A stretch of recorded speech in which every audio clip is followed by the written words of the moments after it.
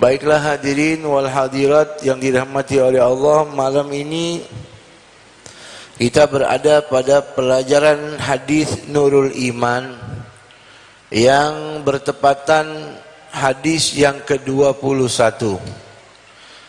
Kita baca bersama. Bismillahirrahmanirrahim. An Abi Hurairah radhiyallahu ta'ala anhu an Rasulillahi sallallahu alaihi wa alihi wa sahbihi wa sallam qala idza qumta ila salati fakabbir thumma qra ma tayassara ma'aka minal Qur'an thumma rka' hatta tatma'inna raki'an thumma rfa' hatta ta'tadila qa'ima thumma sujud hatta tatma'inna sajida thumma fa'al dhalika fi salatika kulliha. Rawahul Bukhari wa Muslim. Artinya dari Imam Abu Hurairah radhiyallahu anhu, Rasulullah SAW bersabda, jika engkau berdiri hendak melakukan salat, maka bertakbirlah, kemudian bacalah ayat Al-Quran yang mudah bagimu, setelah itu rukuklah sampai engkau benar-benar ruku dan tumakninah, kemudian bangunlah sampai engkau tegak berdiri, setelah itu sujudlah sampai engkau benar-benar sujud dengan tumakninah, kemudian lakukanlah itu di dalam salatmu seluruhnya. Hadis riwayat Imam Bukhari, Imam Muslim. Berkatalah Al-Muratib wal Musannif Al-Habib Sayyidil Habib Umar bin Muhammad bin Salim bin Hafid Atallahu umruh, semoga Allah panjangkan umurnya, Allah sihatkan badannya, Allah murahkan rezekinya, Allah kabulkan hajatnya, dan senantiasa kita menjadi kesayangannya di dunia akhirat. Dalam kitab Nurul Iman yang dirangkum oleh beliau, hadis yang ke-21. Hadis ini berbicara tentang persoalan rukun-rukun iman atau rukun-rukun salat maksud saya. Hadis ini dibawa oleh Imam Abu Hurairah yang sudah beberapa kali kita bahas biografi tentang sahabat Rasul yang bernama Abdurrahman bin Sakhr atau julukannya Imam Abu Hurairah. Sudah beberapa kali. Jadi langsung kita ke inti hadis. Hadis ini berbicara tentang ilmu tentang rukun-rukun salat. Rukun itu dalam bahasa Arab janibu syai' al-aqwa. Dalam istilah rukun itu juz'un minal mahiyati la tatahaqqaqu illa bih, yaitu ucapan dan perbuatan yang inti yang tidak sampai pada hakikat sesuatu kecuali dengan dia. Seperti tiang, tidak berdiri masjid ini kecuali di atas pondasi tiang. Betul. Makanya kalau orang tertinggal atau meninggalkan salah satu rukun salat dengan sengaja, muktamad 4 mazhab, salatnya rusak, tidak sah. Dan berbicara tentang rukun salat sudah pernah kita bahas di dalam kitab fikih kita, yaitu kitab Sulamut Taufik. Tapi sedikit maklumat yang perlu kita ketahui tentang rukun salat ini adalah sesuatu yang sangat penting. Sampai dalam hadis ini Rasul memberitahukan kepada kita, kita lihat hadis bersama. Idza gumta, jikalau engkau ini mau sholat, baik sholat wajib atau sholat sunnah, sampai sholat yang fardu kifayah, yaitu sholat jenazah. Salat jenazah hukumnya fardu ain, tapi ketika sudah ada yang mendirikan hukumnya jadi fardu kifayah. Kalau Anda mau sholat wajib, sholat sunnah, maka Rasul mengatakan fakabbir, bertakbirlah. Takbiratul ihram, Allahu Akbar. Ya, udah pernah kita bahas tentang syarat takbir, tapi intinya harus ada kalimat Allah sama akbar. Kalau pakai kalimat yang lain tidak sah.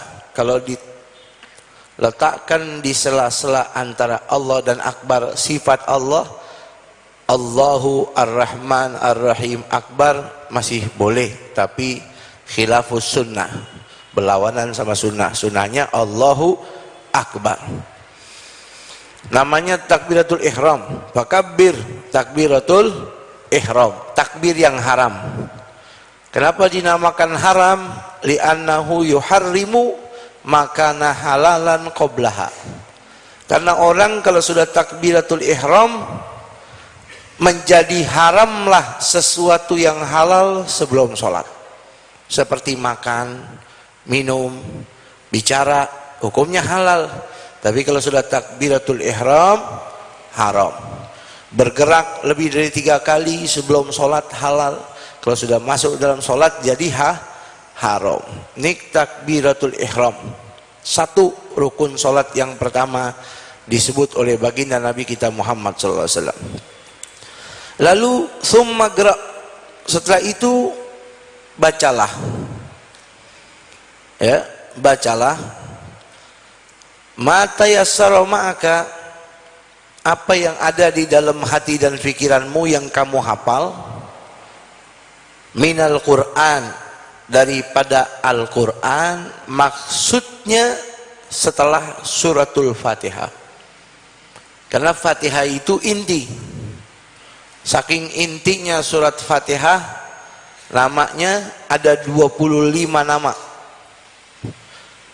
untuk surat Fatihah. Ya, kalau At-Taubah, surat Al-Baro'ah ada 2. Tapi kalau Fatihah namanya ada 25 nama. Di antaranya nih Ummul Kitab, itu suratul Fatihah. Ada lagi namanya Ummul Quran, itu suratul Fatihah. Ada lagi Sab'ul Mathani, suratul Fatihah.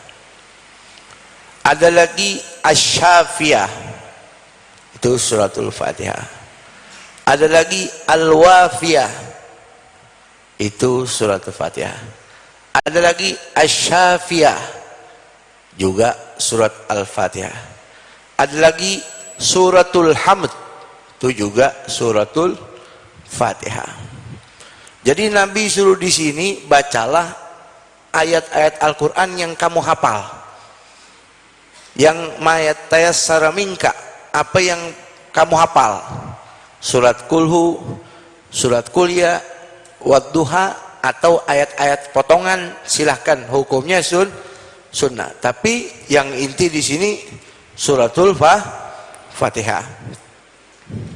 Tsumma qra' ma tayassara ma'aka minal Qur'an, lalu bacalah apa yang menjadi kemudahan untukmu daripada surat-surat dalam Al-Qur'an. Kalau Fatihah wajib, karena dalam riwayat Rasul pernah bersabda dalam riwayat Imam Muslim, la sholata liman lam yaqra' bi Fatihatil kitab. La sholata liman lam yaqra' bi Fatihatil kitab. Tidak sah orang yang sholat jikalau dia tidak baca surat Fatihah. Ya, kalau surat Fatihah itu inti. Ya.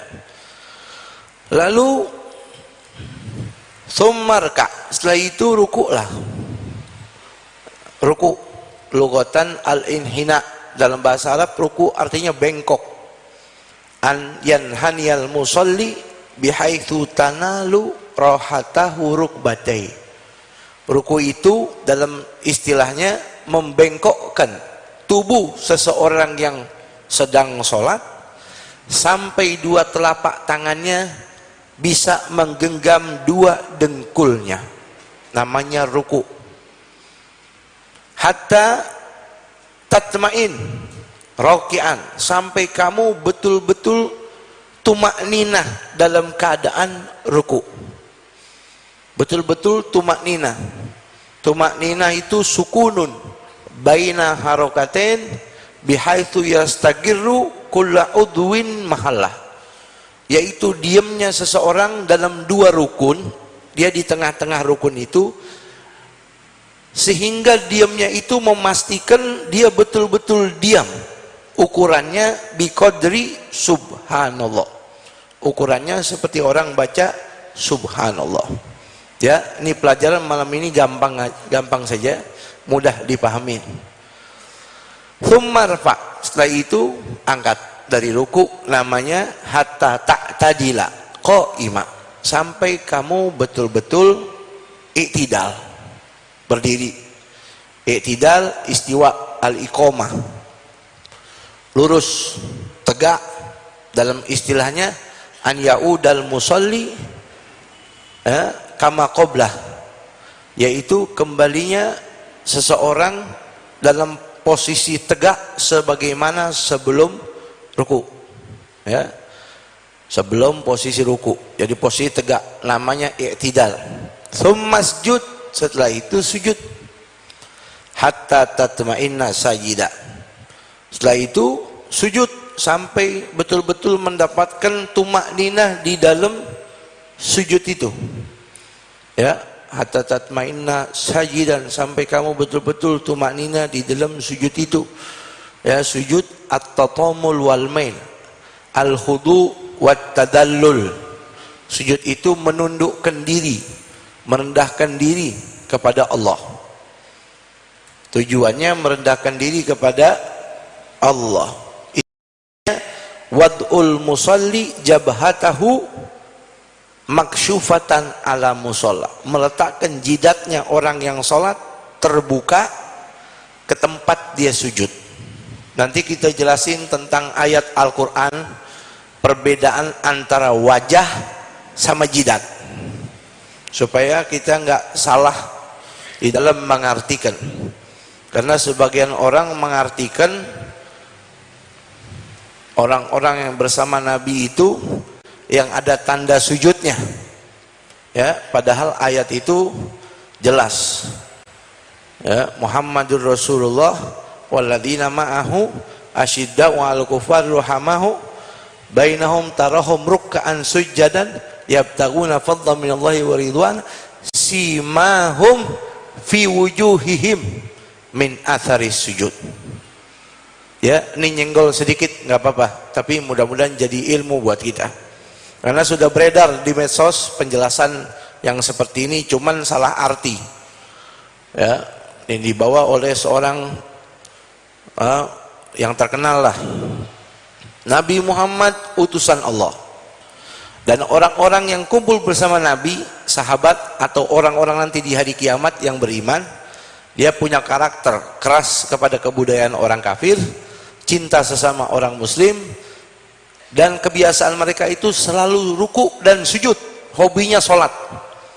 Orang-orang yang kumpul sama Nabi hobinya sholat, mencari ridho daripada Allah subhanahu wa ta'ala dan anugerah keutamaan dari Allah. Tanda-tandanya nampak di wajah-wajah mereka, simahum fi wujuhihim, tanda ahli sujudnya itu nampak di wajah mereka. Nah, ini orang mengartikan lambang tanda ahli sujud itu, bahasa Qur'annya kan wajah, ini diartikan di jidat.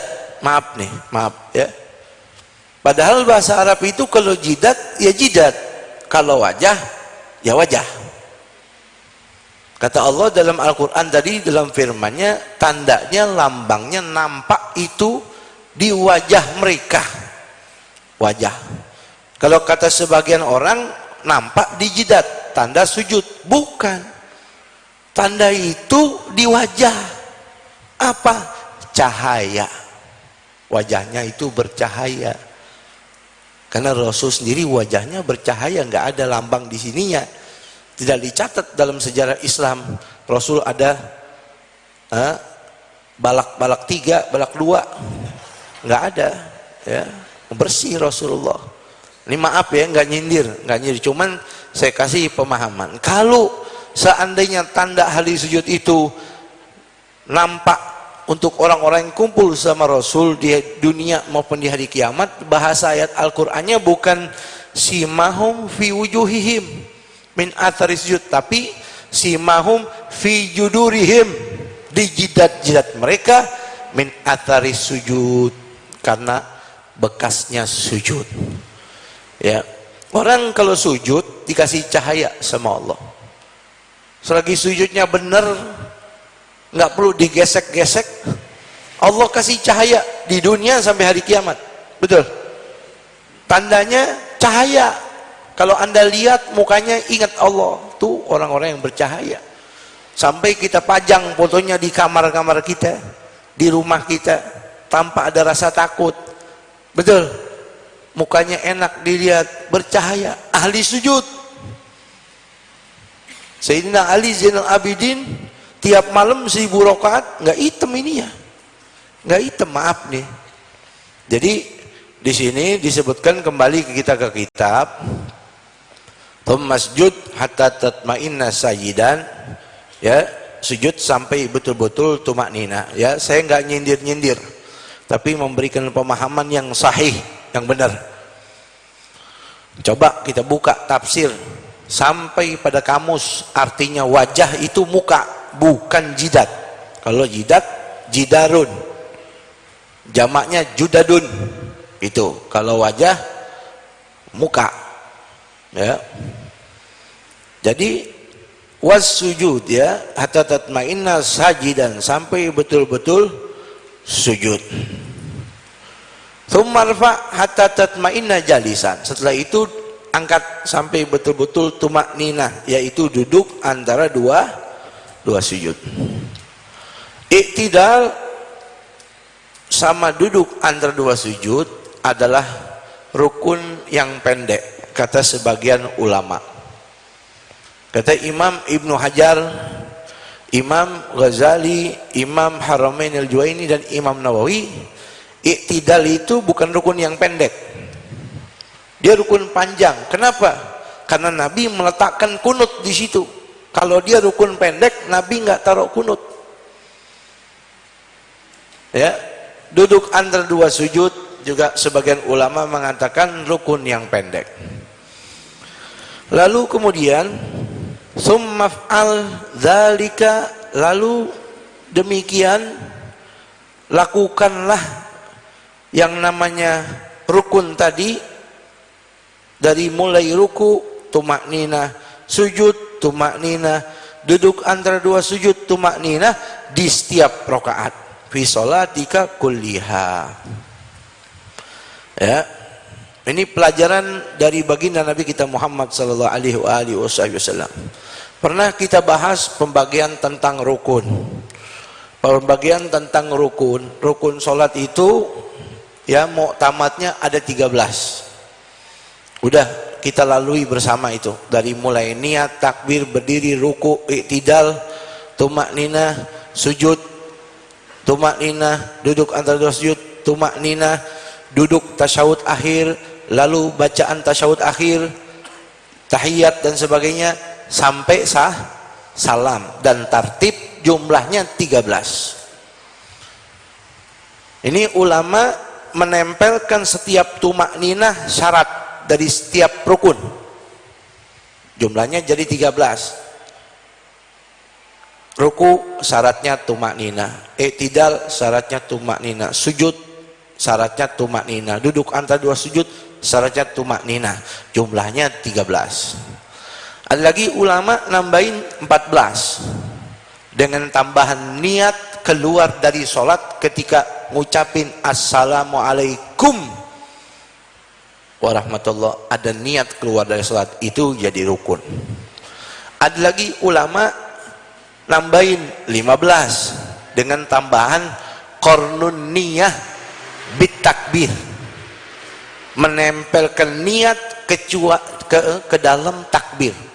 pas waktu mau sholat Allahu Akbar. Ini salah satu rukun yang wajib niat itu dibaca di tengah-tengah antara takbir Allah sama Akbar.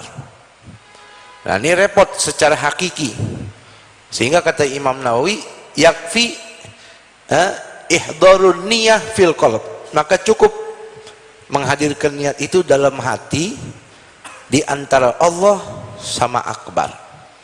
Ada lagi ulama nambahin jadi 16, yaitu al khusyuk. Khusyuk. Ada lagi ulama bilang 17, yaitu setiap tumakninah rukun sendiri. Ada lagi 18, berarti tambahin yang tadi kita tambahin. Jumlahnya sampai ada 23 rukun. Tapi pada intinya ya 13. Dan yang paling utama tambahan yang ke-14 atau yang ke-15 tadi yang namanya khusyuk. Ini khusyuk salah satu ruhus sholat, nyawanya sholat. Semua orang bisa ruku, semua orang bisa sujud, betul. Tapi yang repot khusyuk. Kalau nggak khusyuk, walaupun rukunnya benar semua, nggak khusyuk, nggak sah. Tuh, qad aflahal mu'minun alladzina hum an salatihim khashi'un. Tuh, wa in wa'mur ahlaka bis wasta'inu bis sabri was salah wa innaha lakabiratun illa 'alal khashi'in. Mintalah bantuan kepada Allah dengan salat dan sabar. Dan salat itu berat kecuali bagi orang-orang yang khusyuk. Berat diterimanya kecuali salatnya khusyuk, baru diterima sama Allah. Makanya khusyuk itu penting. Kita belajar begini nih nggak cukup tahu tentang rukun-rukun, semua bisa tahu. Sekali dengar gampang itu Beb. Sebab sehari semalam saya sholat 5 kali yang wajib, betul. Seandainya saya nggak belajar, liatin orang saja bisa, ya itu rukun. Tapi salah satu rukun di sini ada khusyuk. Khusyuk itu berat. Bagaimana ciri-ciri orang khusyuk itu? Dia merasakan sholat yang dia kerjakan itu dipenuhi dengan kekurangan. Dia baca Fatihah, ya Allah, ini Fatihah benar apa kagak ya? Dia baca pelan-pelan, Bismillahirrahmanirrahim, Alhamdulillah. Dia ruku, dia menghayati, ya Allah, mudah-mudahan ruku saya diterima. Dia i'tidal, dia menghayati Allah sedang menyaksikan dia. Sampai Assalamualaikum keluar dari sholat, hatinya masih merasa berdosa. Ya Allah, sholat saya tadi diterima enggak ya? Tuh, itu tanda ciri-ciri orang khusyuk. Ya, kalau orang mengatakan alhamdulillah tadi anak sholat khusyuk, ah itu enggak khusyuk tuh, enggak khusyuk. Khusyuk itu dia betul-betul merasakan sholatnya penuh dengan kekurangan. Seperti sahabat Rasul Sayyidina Tolha Al-Ansari.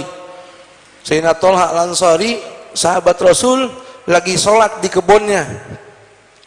Tiba-tiba terdengar suara burung berkicau. Tiba-tiba itu burung keluar dari lubang pohon, bertengger di depannya, loncat-loncatan. Dia liatin sampai lupa dia sholat udah berapa rakaat. Setelah Assalamualaikum dia nangis-nangis. Dia lari kepada Rasulullah. Ya Rasulullah, saya punya sholat berantakan. Kenapa? Sampai lupa hitungan rakaat. Gara-gara apa? Saya terlena dengan burung yang mana saya sholat di kebun saya. Mulai hari ini itu kebun saya hadiahin buat siapa aja yang mau. Saya kasih aja tuh kebun buat orang. Dalam Islam ini saya infakkan, saya hibahkan, silahkan. Dia korbanin kebunnya karena menjadi wasilah dia nggak bisa khusyuk. Oh, Masya Allah. Kita sholat zuhur, sholatnya cuma 3 rakaat. Sholat asar lupa lagi, nih kayaknya udah tahiyat akhir padahal baru 2 rakaat. Ya, sholat isya, ya begitu juga. Yang nggak pernah lupa sholat subuh, 2 rakaat nggak bakal lebih, udah nggak bakal lebih, kurang juga nggak sholat subuh tuh, ya. Tuh jadi itu sahabat Rasul begitu. Ada sahabat lagi namanya Urwah bin Zubair, anaknya Zubair ini suaminya Asma binti Abi Bakar, adik kakak sama Sayyidatna Aisyah, namanya Asma. Asma ini saudaranya Sayyidah Aisyah, punya anak namanya tadi siapa? Urwah. Beliau ini kena penyakit gula, kalau kita sekarang gula, yang harus diamputasi. Lalu datang seorang tabib, dokter. Dia bilang, ini kaki ente harus dipotong, harus digergaji. Pastinya kalau nggak dipotong akan menjalar, ini penyakit akan menjalar kemana-mana. Tapi ente nggak bakal kuat, kecuali ente mabok. Ente minum arak sebanyak-banyaknya sampai teler, baru kita potong. Kata beliau, nggak mungkin. Jangan anak gara-gara sakit ini anak harus mabok sehingga saya nggak sadar terus dipotong. Jangan, biar ente tahu ya, ini kaki tidak pernah dibawa pergi ke tempat maksiat sekalipun. Jadi kalau ente mau potong kaki anak, mudah-mudahan kaki anak bisa masuk surga duluan.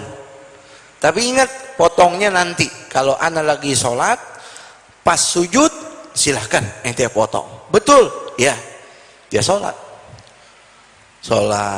ya, ketika ruku i'tidal, setelah i'tidal tumanina beliau sujud, langsung digergaji. Enggak kedengeran kalimat teriak sedikit pun atau jeritan, cuman kalimat la ilaha illallah, pingsan. Setelah sadar, dia nggak tahu apa-apa, dikasih tahu tuh, alhamdulillah kaki ente sudah dipotong. Apakah ente merasakan sakit? Demi Allah saya tidak merasakan sakit sedikit pun, saking khusyuknya dalam sholat, saking khusyuknya. Ini orang-orang yang sudah mustagrik, tenggelam di dalam lautan ihsan sama Allah, tenggelam dalam lautan rindu sama Allah. Jadi dia betul-betul seakan-akan melihat Allah subhanahu wa ta'ala. Kalau kita enggak, kita nyamuk, belum lagi sholat depan kita orang pakai kaos, gambarnya gambar pocong ya, gambar pabrik minuman, gambar partai pilkada ya kita, wah, jadi otak kemana-mana. Nah itu khusyuk itu penting ya, khusyuk itu penting. Berbicara kembali tentang rukun sholat. Rukun sholat itu terbagi-bagi, pernah saya bahas. Ada arkan qauliyah, ada arkan fi'liyah, ada arkan ma'nawiyah, ada arkan qalbiyah. Ya, ini biar kita paham posisi rukun-rukun itu apa saja. Satu, rukun qauliyah. Disebut rukun qauliyah karena orang wajib membacanya dan wajib mendengarnya. Wajib membacanya dan wajib si pembaca ini mendengar apa yang dia baca. Ada 5. Kalau dia tidak dengar, apalagi dia nggak baca, tidak sah sholatnya. Namanya rukun qauliyah. 1, takbiratul ihram, Allahu Akbar. Kalau dia tidak takbiratul ihram, sholatnya tidak sah. Kalau dia lupa, ingat-ingat di dalam sholat, nggak bisa diganti dengan sujud sahwi, sholatnya udah rusak. Itu 1, namanya takbiratul ihram. Ya, seperti ini, tangan masih di bawah. Ya, ini yang benarnya ya, yang sunnahnya. Walaupun ngangkat tangan hukumnya sunnah. Kalau saya sholat Allahu Akbar, saya langsung begini, sah sholat saya. Tanpa saya angkat tangan, sah. Tapi sunnahnya angkat tangan. Dalam sunnah juga banyak. Dalam angkat tangan sunnah juga banyak. Contohnya begini, dia renggangin sedikit jarinya, lalu agak dibungkukkan sedikit, diangkat ketika ngucapin Allah pertama kali dari mulai bawah. Allahu Akbar. Bar tuh habis di sini. Ya. Inda syahmatil udun. Tangannya itu bersejajar dengan pundak dan kuping. Bukan kupingnya dipegang ya. Nah, orang ngertiin syahmatil udun berbaris sama kuping, saking hati-hatinya begini takbirnya, Allahu Akbar. Ya, ini barangkali ada yang begitu, mungkin lama di Hong Kong kita nggak tahu ya, nggak apa-apa.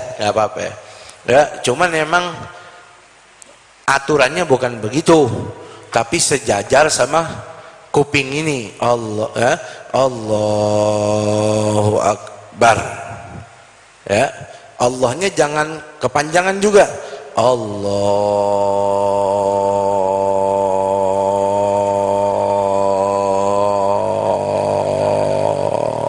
Akbar. Kata imam, walam yakun lahu kufuwan ahad. Kepanjangan ya, jangan. Itu ada 6 harokat, jangan lebih. Makanya dibantu itu niat sebelum takbir. Usalli fardal maghribi thalatha rakaat mustaqbil qiblah adaan ma'muman fardhan lillahi ta'ala. Allah, langsung tuh hati kita, pikiran kita terfokus dengan niat tadi ya, mulut kita ngucapin Allahu Akbar. Ini sunnah, karena sunnah ini macam-macam. Orang mau begini, ya monggo aja, silahkan aja ya. Cuman memang agak aneh aja kalau takbir terlalu gimana lah ya, atau kayak orang main silat ya, silakan aja. Cuman intinya jangan sampai berbarengan dengan beloknya kepala seperti begini, Allahu Akbar.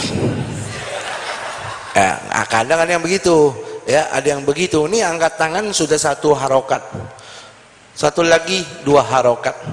Kalau ditambah sama pala, sebagian ulama mengatakan 3 harokatin mutawaliyat, berarti 3 harokat berturut-turut ya, Allahu Akbar. Nah, ini khawatir aja ya, khawatir mungkin dia lagi bingung, lagi nggak punya duit, nggak apa-apa ya, cuman jangan sering-sering begitu ya, seperti itu. Jadi rukun kauliyah ada 5. 1 takbiratul ihram, kedua bacaan Al-Fatihah ya, dari mulai bismillah sampai waladdallin, amin. Ini rukun kauliyah, baik dia jadi imam apalagi atau dia jadi makmum, dia harus dengar. Dan perlu diperhatikan setiap tasdid syaddah di dalam huruf-huruf Fatihah yang jumlahnya ada 155.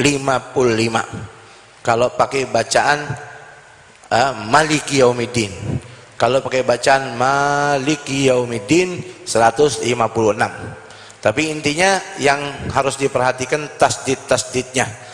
Nggak boleh juga Fatihah waladhdallin bacanya begini, waladhdallin, seakan-akan lam itu ada tasdid. Waladhdallin, ini salah. Yang benar waladhdallin ya, dari waw lam dot itu nggak ada tasdid, jadi bukan waladhdallin, itu salah. Yang benar waladhdallin. Nah, tasdidnya di lam yang kedua ya, dia wajib dengar walaupun dia jadi makmum. Bismillahirrahmanirrahim, alhamdulillahirabbil arrahmanirrahim. Itu namanya rukun kauliyah. Yang ketiga tasyahud, at-tahiyatul mubarakatus salawatut thayyibatu lillah. Assalamu alayka ayuhan nabiy wa rahmatullahi wa barakatuh. Assalamu alayna wa ala ibadillahis salihin. Asyhadu an la ilaha illallah, asyhadu anna Muhammad Rasulullah. Dia wajib dengar karena itu rukun kauliyah. Yang keempat salawat di dalam tasyahud itu, Allahumma salli ala sayyidina Muhammadin wa ala ali sayyidina Muhammad, atau dia baca salawat Ibrahimiyah, pokoknya dia wajib dengar. Yang kelima salam, assalamualaikum warahmatullahi Assalamualaikum warahmatullahi. Yang nengok kepalanya aja, dadanya nggak boleh goyang. Assalamualaikum warahmatullahi. Assalamualaikum warahmatullahi. Ini yang benar. Ya, kalau Anda salamnya begini nih, Hamidun Majid. Assalamualaikum warahmatullahi. Nengok dulu baru salam, makruh. Ya, makruh. Jadi ucapin dulu Assalamualaikum baru belok warahmatullah. Ini 5 rukun kauliyah. Lalu yang kedua rukun fi'liyah ada 6. Ya, fi'liyah ya, perbuatan. 1 berdiri, 2 ruku, 3 i'tidal, 4 duduk sujud, maaf, 5 duduk antara 2 sujud, 6 duduk untuk tasyahud akhir. Ini rukun fi'liyah. 6 berdiri, terus ruku, i'tidal, sujud, duduk antara 2 sujud, duduk dalam tasyahud akhir. Lalu kemudian rukun maknawiyah. Rukun maknawiyah 1, yaitu tartib, harus berurutan. Sebagaimana Rasul memerintahkan kita, sallu kama ra'aitumuni usolli. Yang keempat adalah rukun qalbiyah, yaitu 1 an-niyah, niat ya. Itu rukun terbagi menjadi 4, kauliyah, fi'liyah, ma'nawiyah, qalbiyah. Lalu saudara, dari rukun yang saya sebut tadi, yang paling afdol 2, yaitu 1 berdiri, yang kedua sujud. Ya, rukun yang saya sebut tadi banyak, yang paling afdol 2, yaitu rukun berdiri, yang kedua rukun sujud. Kata ulama dalam riwayat Imam Muslim, kenapa rukun solat yang paling afdol berdiri? Karena Nabi pernah bersabda dalam hadisnya, sebaik-baik solat panjang berdiri. Tulul qunut afdolus solah tulul qunuti. Seafdol-afdolnya solat yang panjang berdirinya. Kenapa? Karena di situ tempat bacaan Fatihah, di situ tempat bacaan ayat-ayat suci Al-Quran. Makanya berdiri paling afdol. Kata ulama lain, tidak. Dalam riwayat Imam Muslim juga Nabi pernah bersabda, paling afdolnya rukun yaitu sujud. Rasul pernah bersabda, aqrabu ma yakunul abdu min rabbihi azza wa jalla wa huwa sajid. Seafdol-afdolnya seorang hamba yang paling dekat kepada Allah subhanahu wa ta'ala ketika dia sujud. Berarti orang sujud itu paling afdol, ngalahin orang yang berdiri. Jadi kita lebih baik lamain sujud daripada lamain berdiri. Ada ulama tengah-tengah nih, membagi-bagi. Kalau sholatnya sholat siang, sholat sunnah siang, maka lebih banyak, lebih afdol lamain sujud. Lamain sujud. Ente sholat duha 2 rakaat atau 4 rakaat, sujud terakhirnya panjangin, nggak apa-apa. Berdoa dalam hati silakan, yang panjang nggak apa-apa, karena paling afdolnya siang itu dipakai sujud. Kenapa? Karena banyak orang lalai sama Allah subhanahu wa ta'ala. Betul, kata ulama nih bilang begitu, kalau siang banyakin sujud yang lama. Tapi kalau sholat malam, berlama-lamalah berdiri. Ente nggak apa-apa sholat tahajud 2 rakaat tapi megang Quran, itu bagus. Baca 1 juz, 2 juz, wah istimewa. Setiap rakaat 1 juz, panjangin berdiri, karena di situ waktu orang pada tidur, ente berdiri menghadap Allah subhanahu wa ta'ala. Jadi intinya seperti itu. Pelajaran kita malam ini berbicara seputar tentang masalah rukun-rukun sholat. Tujuannya agar kita lebih berhati-hati, tidak terburu-buru di dalam sholat, dan sebagaimana yang tadi kita dengar, terpatri dengan kekhusyuan. Sudah rukunnya betul, syaratnya betul, apalagi khusyuk, insya Allah solatnya diterima sama Allah Subhanahu wa ta'ala. Dan ingat saudara hadirin, semakin kita rajin solat, kita bukan semakin sakit, tapi semakin sehat. Semakin kita rajin sujud, semakin bercahaya wajah kita. Semakin kita disiplin menjaga solat kita, semakin bersih kita daripada dosa. Makanya seafdol-afdolnya ibadah wajib, ya solat wajib. Seafdol-afdolnya ibadah sunnah, yaitu solat sunnah. Maka perbanyaklah itu solat sunnah.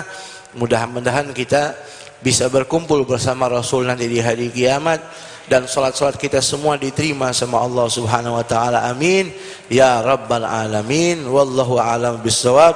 Rabbi zidni ilma.